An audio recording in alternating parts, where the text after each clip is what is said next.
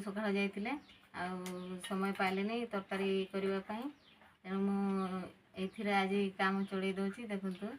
एटा आंब चकटा एटा mixture आ एटा biscuit देखु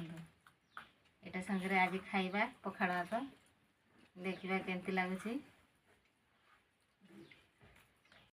देखु खाऊँ मु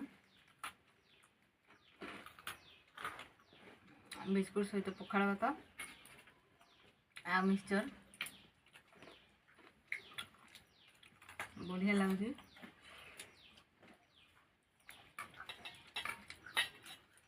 देखो ये आंबल खटा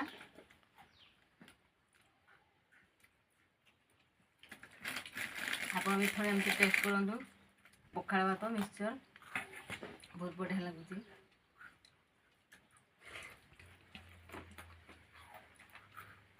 वीडियो को भल लगे वीडियो गोटे लाइक कर दिंतु आ सब्सक्राइब कर दिंतु देखा नेक्स्ट वीडियो रे देखिए आप मैंने रखुची।